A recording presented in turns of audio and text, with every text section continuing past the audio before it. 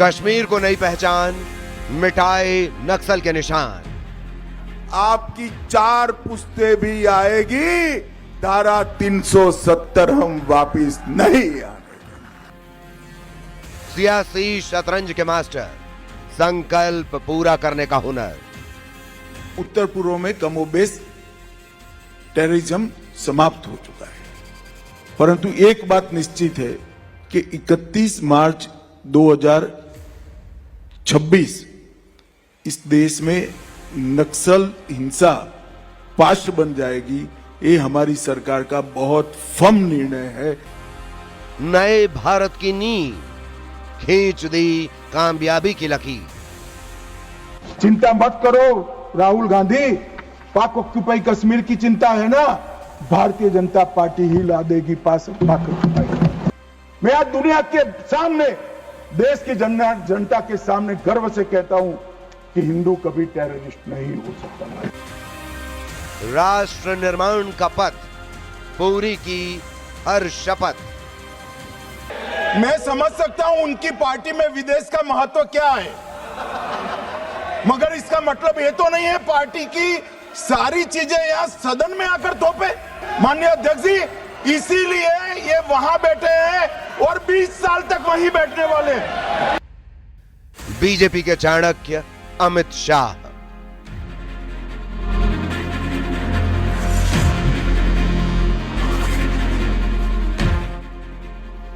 अमित शाह नए भारत की नींव में बेहद अहम योगदान देने वाले एक रणनीतिकार, कुशल राजनेता, बेहतरीन प्रबंधक और सियासी शतरंज के मास्टर हैं।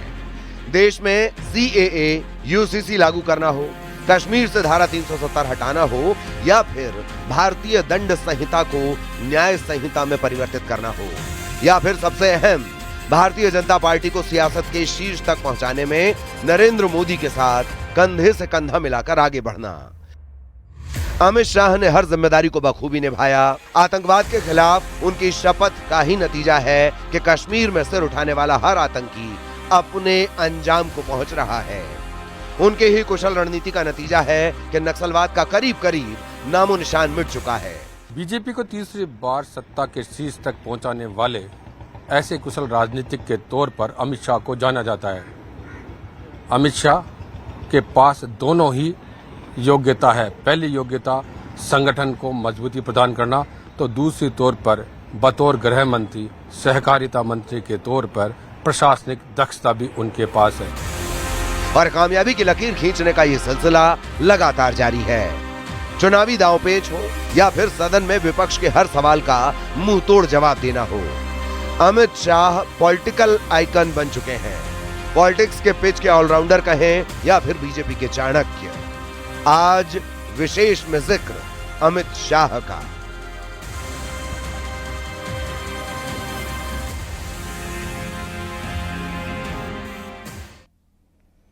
सदन में विपक्षी हमलों पर तीखे पलटवार की बात हो या फिर देश की पेचीदा से पेचीदा समस्या का समाधान ढूंढ निकालना हो, अमित शाह ने पूरी शिद्दत, पूरी गंभीरता से, पूरे फोकस के साथ आगे बढ़कर कई बार इतिहास रचा। पहलगाम हमले के बाद ग्राउंड जीरो पर उतरकर मिशन मोड पर काम करते अमित शाह को आपने देखा। बिलखते पीड़ितों को भरोसा दिया और फिर आतंकियों को उनके अंजाम तक पहुंचाने तक चैन नहीं लिया। अमित शाह बीजेपी के अध्यक्ष बने तो बीजेपी को सत्ता के शिखर पर पहुंचा दिया। यूपी में ऐसा रिकॉर्ड बनाया कि विपक्षी हाथ पर हाथ धरे रह गए। आज विशेष बात देश के सबसे लंबे वक्त तक गृह मंत्री रहने का रिकॉर्ड कायम करने वाले राजनीति के चाणक्य अमित शाह की।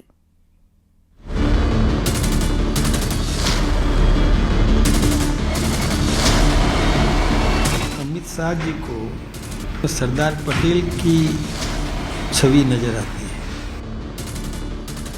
जो भारत की एकता अखंडता के लिए अपना सब कुछ न्यौछावर करते हैं। उनमें से गृहमंत्री अमित शाह जी हैं।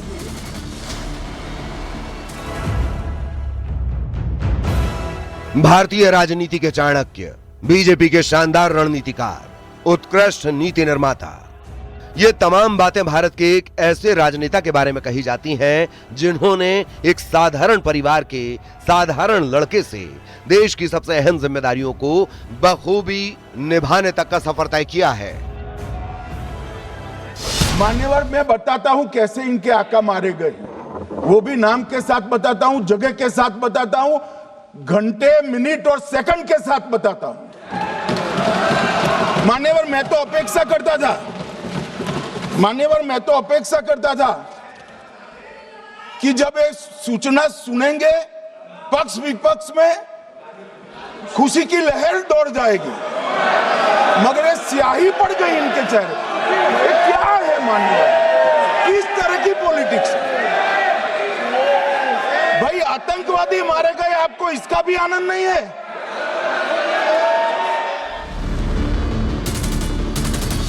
सदन में विपक्षी हमलों पर तीखे पलटवार की बात हो या फिर देश की पेचीदा से पेचीदा समस्या का समाधान ढूंढ निकालना हो, ये शख्स उसी शिद्दत, उसी गंभीरता, उसी फोकस के साथ आगे बढ़ता रहा और कई बार इतिहास रचा।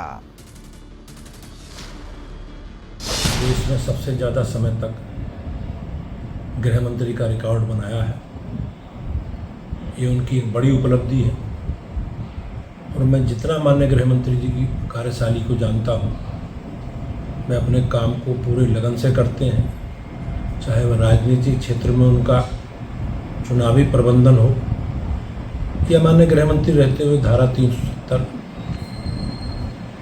उनका समाप्त करने का दृढ़ निश्चय हो या नक्सलवाद पर उनका प्रहार हो, ये निश्चित रूप से उनकी कार्यशैली का एक हिस्सा है। यूपी में भारतीय जनता पार्टी को सशक्त और मजबूत करने की जो नींव उन्होंने 2013-14 में रखी थी, आज वही भारतीय जनता पार्टी का एक मजबूत आधार है। मैं माननीय गृह मंत्री जी के उज्जवल भविष्य की कामना करता हूँ। बात कर रहे हैं देश के गृह मंत्री, बीजेपी के चाणक्य और दिग्गज राजनेता अमित शाह की।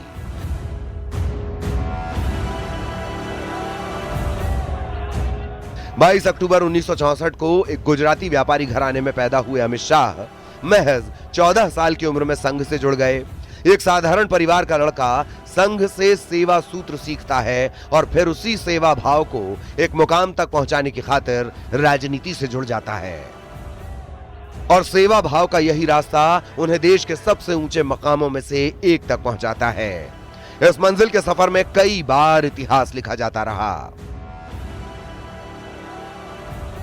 देखिए, गृह मंत्री अमित शाह जी ने जो स्थान स्थापित किया है, मैं कह सकता हूँ कि एक युग था जिस युग में सरदार पटेल जी ने अनेकों रियासतों को भारत से जोड़ा और एकता का भाव खड़ा किया। उसी प्रकार जो थोड़ी त्रुटि उस समय रह गई थी कश्मीर के अंदर, धारा 370 हटाकर गृह मंत्री अमित शाह जी ने वो स्थान स्थापित किया है। और ये भी सत्य है कि भारतवर्ष के अंदर हर समय ऐसे ऐसे महापुरुष जन्म लेते हैं, ऐसे स्थान पर, सर्वोच्च स्थान पर बैठते हैं जो भारत की एकता अखंडता के लिए अपना सब कुछ न्यौछावर करते हैं। उनमें से गृह मंत्री अमित शाह जी हैं। आज वो भारतवर्ष के गृह मंत्रियों में सर्वाधिक समय के कालखंड के गृह मंत्री के रूप में उनको देखा जा रहा है और मैं कह सकता हूँ अभी लंबे समय तक देश को उनकी आवश्यकता है। संघ से जुड़कर देश सेवा के भाव के साथ अमित शाह ने बायोकेमिस्ट्री से अपनी ग्रेजुएशन पूरी की और संघ में कामकाज के दौरान ही उनकी मुलाकात नरेंद्र मोदी से हुई। ये मुलाकात ऐसे बॉन्ड में बदली जिसने न सिर्फ भारतीय राजनीति को एक नई दिशा दी, बल्कि भारतीय जनता पार्टी को भी सत्ता के शिखर तक पहुंचाने और सबसे बड़ा राजनीतिक दल बनाने में अहम भूमिका निभाई।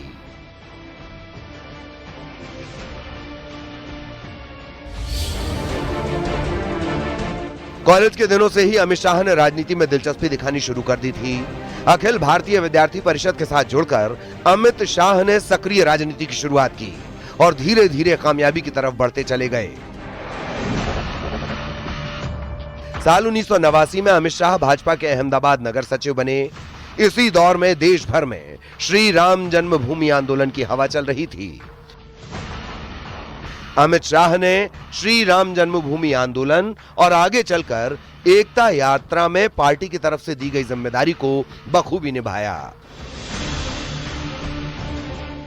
अमित शाह के शानदार प्रबंधन और कुशल रणनीति इतने प्रभावी थे कि साल 1991 में उन्होंने गांधीनगर में लाल कृष्ण आडवाणी के लिए प्रचार का काम संभाला। इसके बाद साल 1997 में उन्होंने सरखेज से पहली बार विधानसभा चुनाव लड़ा और जीत के साथ राज्य की राजनीति में ओपनिंग कर दी। इसके बाद 1998, 2002, 2007 में वो इसी सीट से लगातार जीतते रहे और जीत का अंतर बढ़ते बढ़ते रिकॉर्ड तोड़ मतों के अंतर तक पहुंच गया।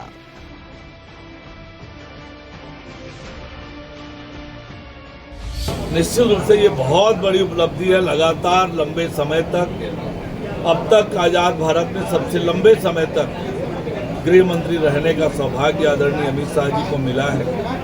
न केवल कार्यकाल की दृष्टि से ये रिकॉर्ड बना है, वरन उनके कार्यकाल में जो बड़े बड़े और ऐतिहासिक काम और निर्णय हुए हैं वह भी अद्भुत है। गुजरात में मुख्यमंत्री के तौर पर नरेंद्र मोदी के साथ अमित शाह ने लगातार एक रणनीतिकार की भूमिका निभाई और उन्हें अहम जिम्मेदारी सौंपी गई। अमित शाह ने प्रदेश के घाटे में डूबे कई विभागों को अपने कुशल प्रबंधन और शानदार मैनेजमेंट स्किल के दम पर मुनाफे में तब्दील कर दिया। साल 2000 में अमित शाह 36 वर्ष की उम्र में अहमदाबाद जिला सहकारी बैंक के सबसे युवा अध्यक्ष बने। एक साल के उनके कार्यकाल में इस बैंक ने 20 करोड़ 28 लाख का घाटा पूरा किया और 6 करोड़ 60 लाख का मुनाफा भी कमाया, जिसने उनकी प्रबंधन कौशल और रणनीतिक क्षमता को दिखाया। और ये एक उपलब्धि है, लगातार इतना लंबे समय तक 2258 ऐसे दिनों तक और गृह मंत्री के पद को आप सुशोभित कर रहे हैं। और आपके कार्यकाल में हमारे देश के आंतरिक सुरक्षा का मामला हो, चाहे सुरक्षा व्यवस्थाओं में कसावट की दृष्टि से हो।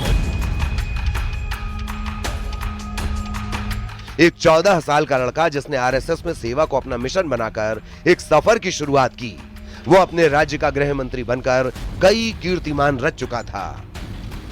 ये सफर अभी तक कई अहम पड़ाव पार कर चुका था, लेकिन राष्ट्रीय और अंतर्राष्ट्रीय स्तर पर नए कीर्तिमान गढ़ने अभी बाकी थे। नए की नींव में योगदान अभी बाकी था। Bureau report, news 18।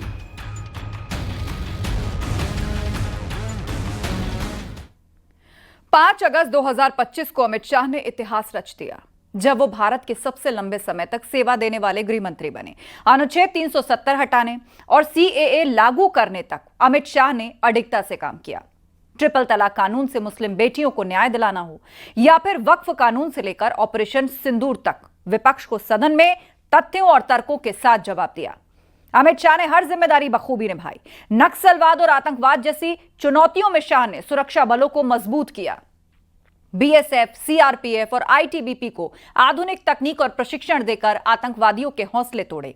साथ ही नए भारत की नींव रखने की राह पर मजबूती के साथ आगे बढ़े। जान दे देंगे इसके लिए, क्या बात कर रहे हो आप?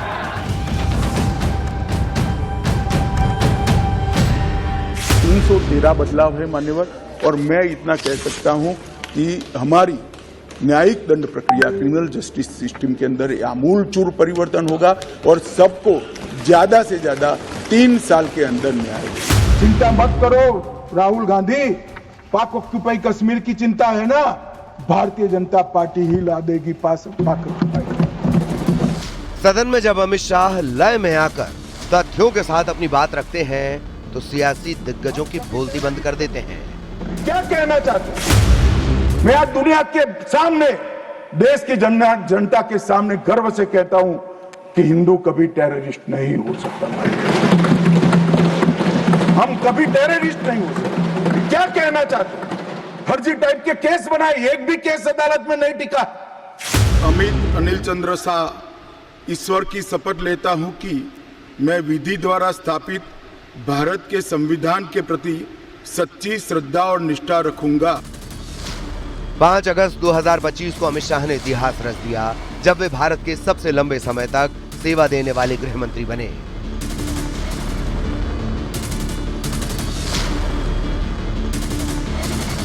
दो 2258 दिन पूरे कर उन्होंने लाल कृष्ण आडवाणी को पीछे छोड़ा लेकिन ये सिर्फ समय का रिकॉर्ड नहीं, बल्कि साहसिक फैसलों और चुनौतियों पर जीत की कहानी है। कैसे अमित शाह ने आंतरिक सुरक्षा और सुधारों के क्षेत्र में भारत को नई दिशा दी। देश के गृह मंत्री के तौर पर अमित शाह ने कई ऐतिहासिक फैसलों को न सिर्फ बेहतर तरीके से लागू कराया, बल्कि बदलावों से कैसे बेहतर नतीजे हासिल किए जाते हैं, ये मिसाल पेश की। देश में सरदार पटेल के बाद जो हमारे आंतरिक मामले हैं उसे सबसे मजबूती से अगर किसी नेता ने डील किया है तो उसमें गृह मंत्री अमित शाह जी आते हैं। जम्मू कश्मीर को नई पहचान।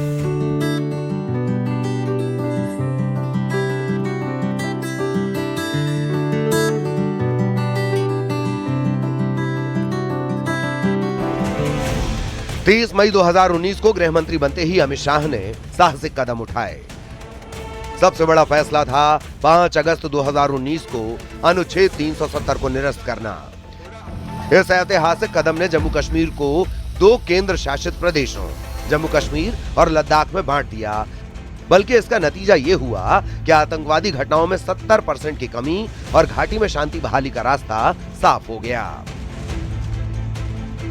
धारा 370 और 35 को निष्प्रभावी करके भारतीय जनता पार्टी ने अपने गठन काल से जो एजेंडा तय किया था, पंडित श्यामा प्रसाद मुखर्जी जी का जो सपना था, उसे पूरा करके दिखाने का काम माननीय मोदी जी के नेतृत्व में अमित शाह जी ने किया है।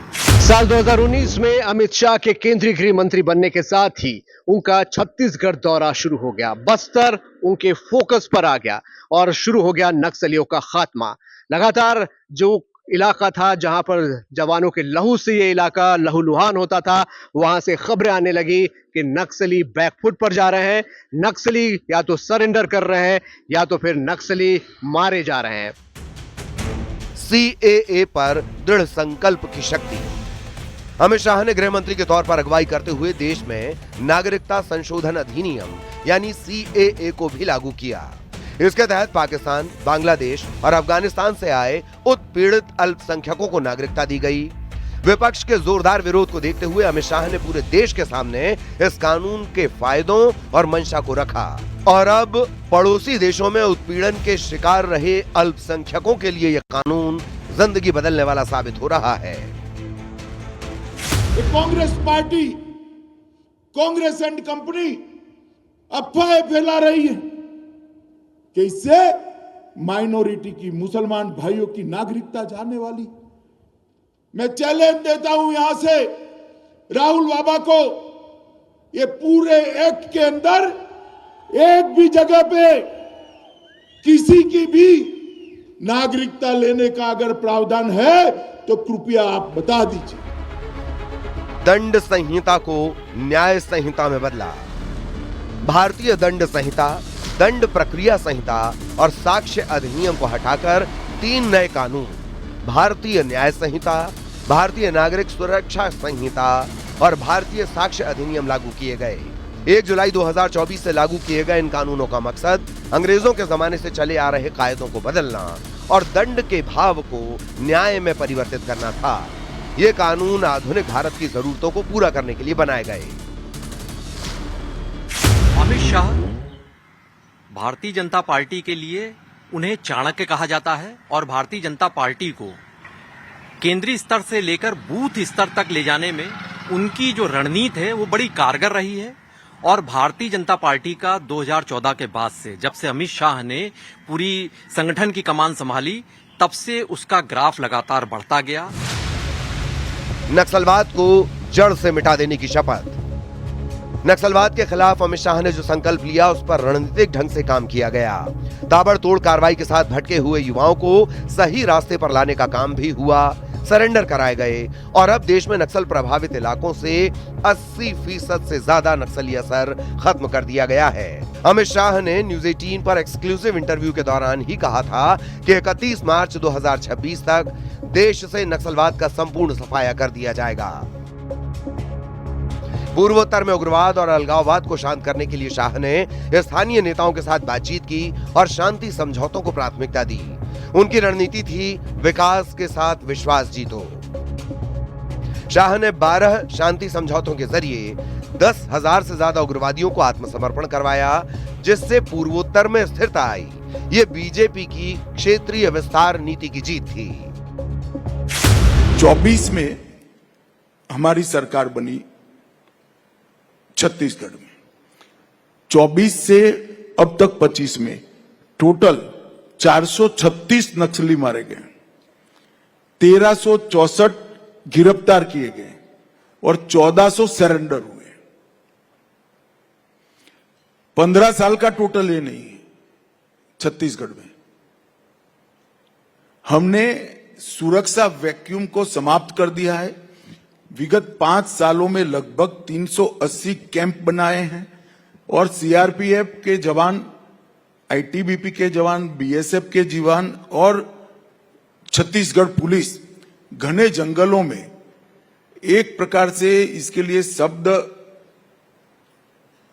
उपयोग करना है तो घोर तपस्या कर इनके पीछे लगे हैं और उनके उन्मूलन में लगे हैं।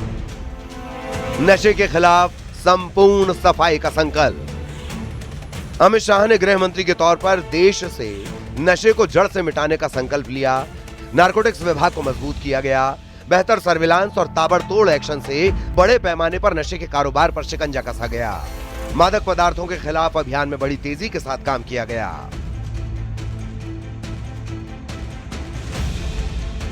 ट्रिपल तलाक का दंश खत्म, यूसीसी पर अडिग।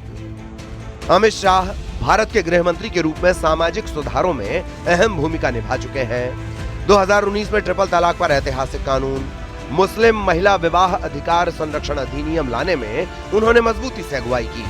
संसद में तीखे विरोध के बावजूद अमित शाह ने इसे मुस्लिम महिलाओं के सशक्तिकरण का कदम बताया और मजबूती के साथ तर्कों और तथ्यों से विपक्ष के हर सवाल का जवाब दिया। ये बिल 84 के मुकाबले 99 वोटों से राज्यसभा में पास हुआ। यूनिफॉर्म सिविल कोड पर भी अमित शाह ने जोर दिया, इसे समानता का आधार करार दिया और साफ कर दिया कि वो इसे लेकर अडिग हैं। इन तमाम बदलावों को लेकर अमित शाह का सफर आसान नहीं था। अनुच्छेद 370 हटाने और सीएए लागू करने पर देश में कई विरोध प्रदर्शन भी दिखे।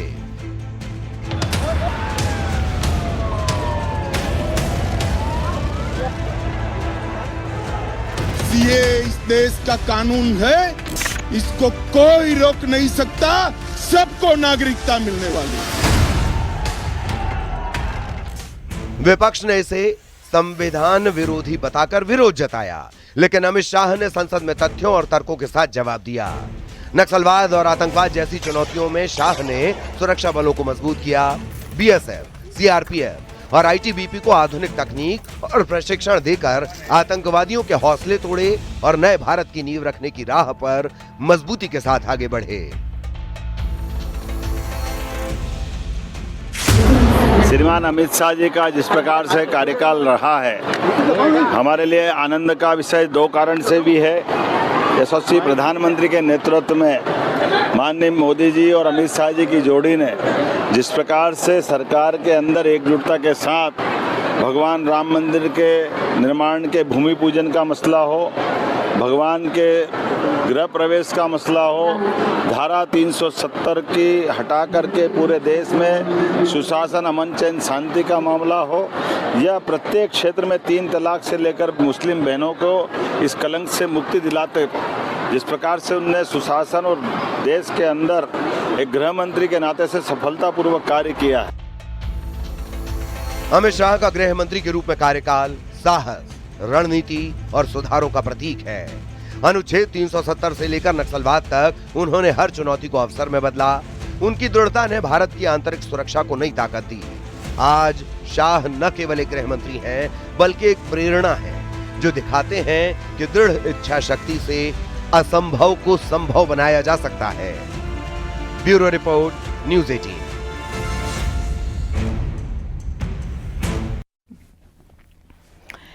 अमित शाह बीजेपी के चाणक्य यूं ही नहीं माने जाते। संसद में विपक्ष के आरोपों की बखिया उधेड़ना हो या फिर चुनावी शतरंज में हर बाजी को जीत में तब्दील करना हो, अमित शाह का कौशल विरोधी भी मानते हैं और देश के गृह मंत्री के तौर पर जो कीर्तिमान अमित शाह ने गढ़े हैं वो ना सिर्फ उन्हें बाकी राजनेताओं से अलग बनाते हैं बल्कि उनकी मजबूत शख्सियत और दृढ़ इरादों को दिखाते हैं।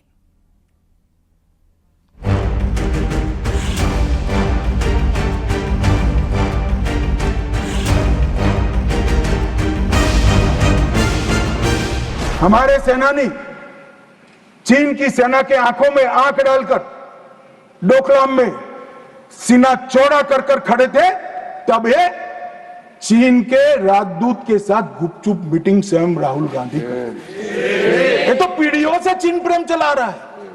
हिंदी चीनी भाई भाई से शुरू हुआ, सोनिया गांधी के राजीव गांधी फाउंडेशन से गुजरता हुआ चीन के राजदूत की मीटिंग तक आया। मान्यवर, और ये हमें कह रहे हैं कि आपने चीन का नाम नहीं दिया। अरे भाई, जब देना है तब देंगे।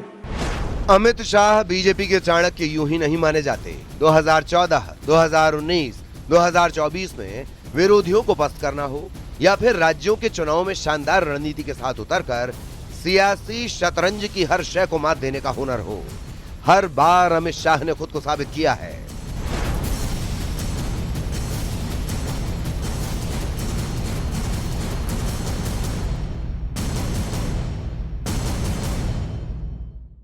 अमित शाह ने अपने कुशल राजनेता होने को लगातार साबित किया है। 2014 में बीजेपी को ऐतिहासिक जीत दिलाई। बीजेपी के राष्ट्रीय अध्यक्ष बनते ही अमित शाह ने 2014 के लोकसभा चुनाव में पार्टी को 282 सीटें दिलाईं, जो पहली बार पूर्ण बहुमत था। उनकी रणनीति ने उत्तर प्रदेश में 71 सीटें जीतकर विपक्ष को सियासी तौर पर बड़ा झटका दिया। खास बात यह कि अमित शाह कितने सूक्ष्म तौर पर रणनीति बनाते हैं, इसका अंदाजा इसी बात से लगाया जा सकता है कि उन्होंने इसके लिए 60,000 बूथों पर निजी तौर पर रणनीति बनाई थी।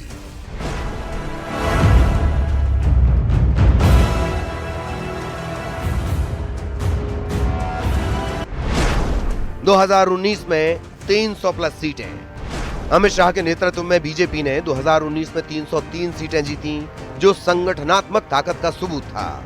पश्चिम बंगाल जैसे राज्यों में बीजेपी की सीटें बढ़ी और कई दूसरे राज्यों में भी लगातार विजय ने बीजेपी को लगातार मजबूत किया। इसके अलावा अमित शाह ने संगठन विस्तार पर फोकस करते हुए बीजेपी को दक्षिण और पूर्वी भारत में मजबूत किया। तमिलनाडु में AIADMK के साथ गठबंधन और बंगाल में 77 सीटों की जीत उनकी रणनीति का ही नतीजा थी।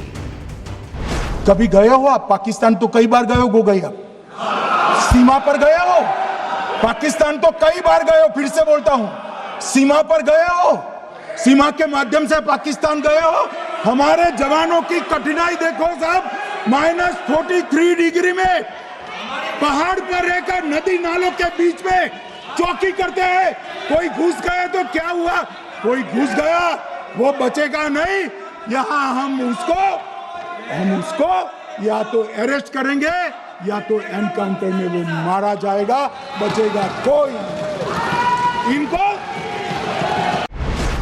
ऑपरेशन सिंदूर पर विपक्ष को सटीक जवाब। ऑपरेशन सिंदूर भारतीय सेनाओं की ऐतिहासिक सफलता रही।